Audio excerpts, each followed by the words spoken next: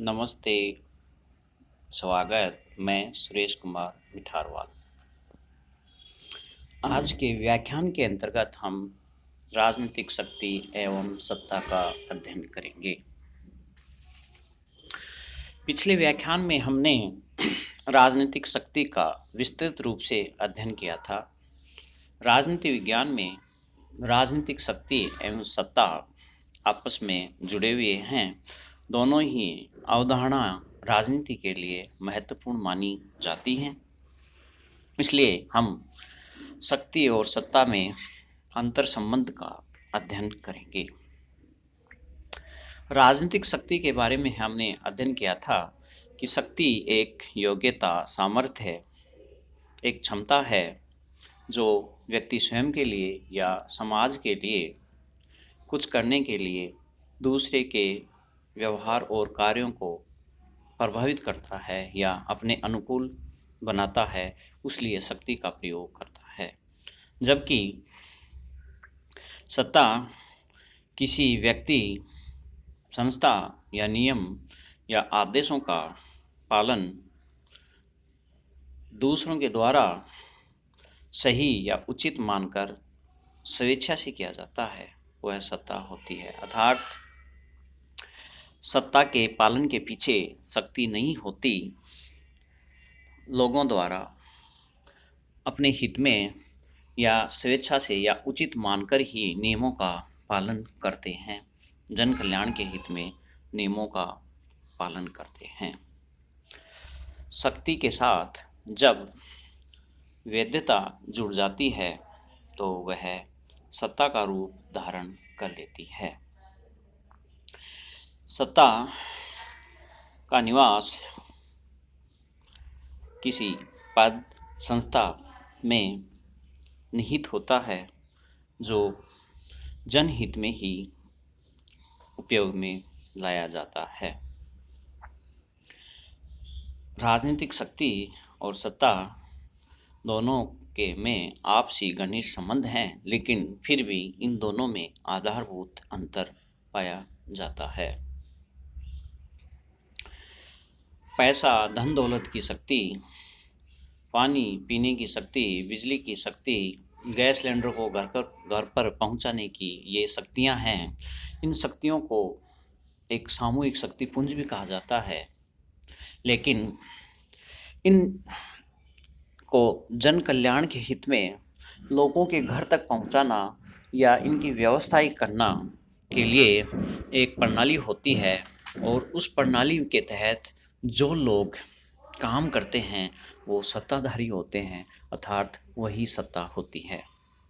तो शक्ति को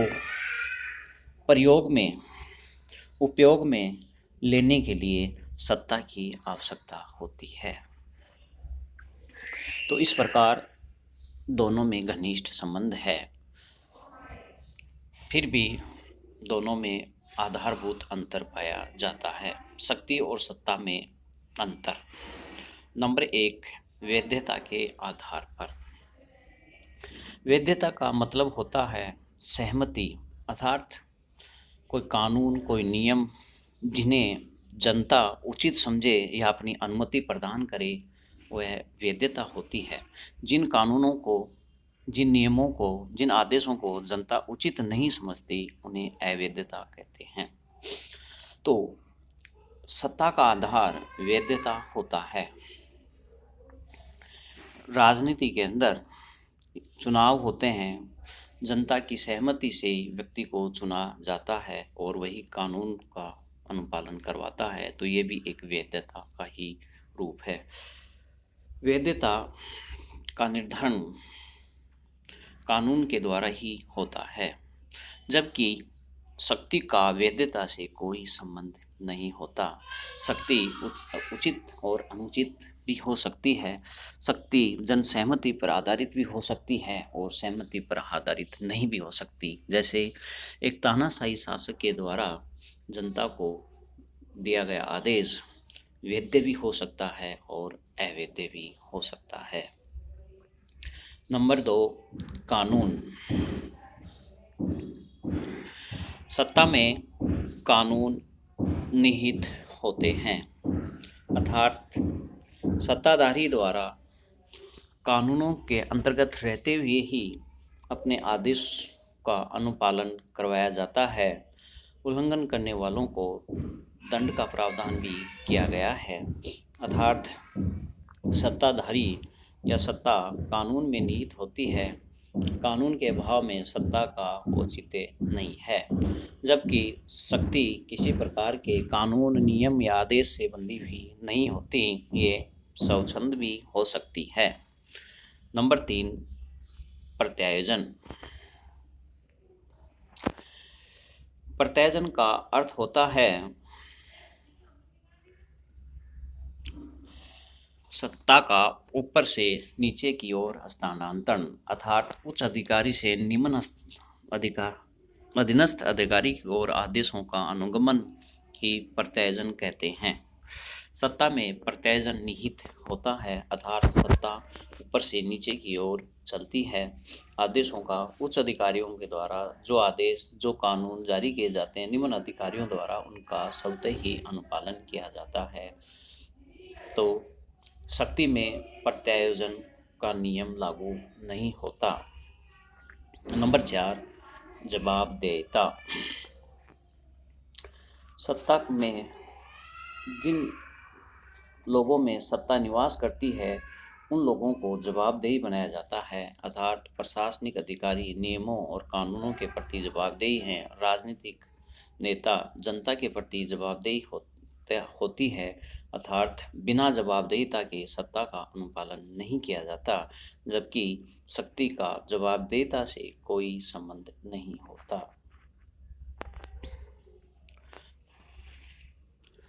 मूल्यों के आधार पर शक्ति मूल्य निरपेक्ष होती है। शक्ति का मूल्य से कोई संबंध नहीं होता, जबकि सत्ता मूल्यों पर आधारित होती है।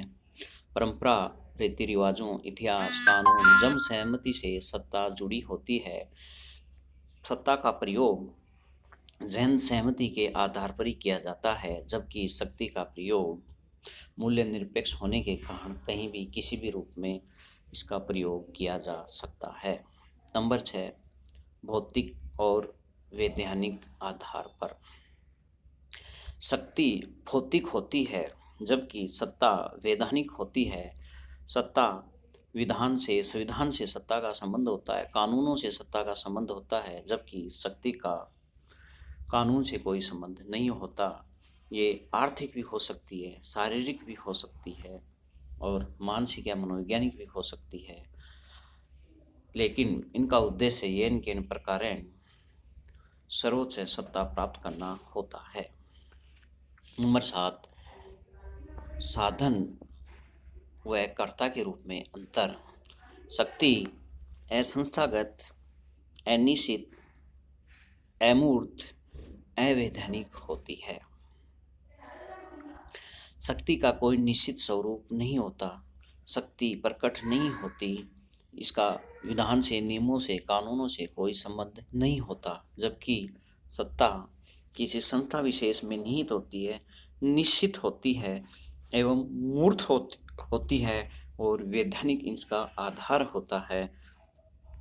निवास के आधार पर अंतर। सत्ता का निवास किसी पद, संस्था में होता है, इसलिए यह निश्चित और मूर्त होती है। नंबर 9, मनुष्य प्रवृत्ति के आधार पर। मनुष्य की सामान्यतः 2 प्रकार की प्रवृत्तियां होती हैं। एक, अधिक से अधिक शक्ति प्राप्त करने की इच्छा होती है, दूसरी सहयोग की इच्छा।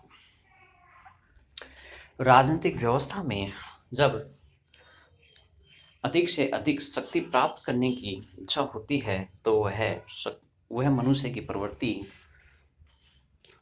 शक्ति की होगी। जब राजनीतिक व्यवस्था में लोगों द्वारा आपसी सहयोग, सहमति से अगर निर्णय लिया जाता है तो वह राजनीतिक व्यवस्था में वह मनुष्य की प्रवृत्ति सत्ता का रूप धारण कर लेती है। सत्ता लोकतांत्रिक होती है, जबकि शक्ति लोकतांत्रिक के साथ साथ आम नागरिकों में या अलोकतांत्रिक भी होती है।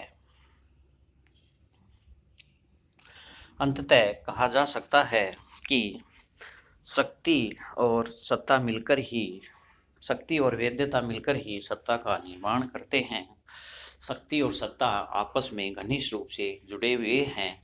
सत्ता से के द्वारा ही शक्ति में अनुशासन का विकास किया जाता है तथा उसमें उत्तरदायित्व की भावना का विकास किया जाता है। अतः राजनीति में इन दोनों को अलग रूप से नहीं देखा जा सकता। राजनीति विज्ञान के विचारक बारस्टीड ने कहा, सत्ता शक्ति के प्रयोग का संस्थागत अधिकार है, परंतु स्वयं शक्ति नहीं।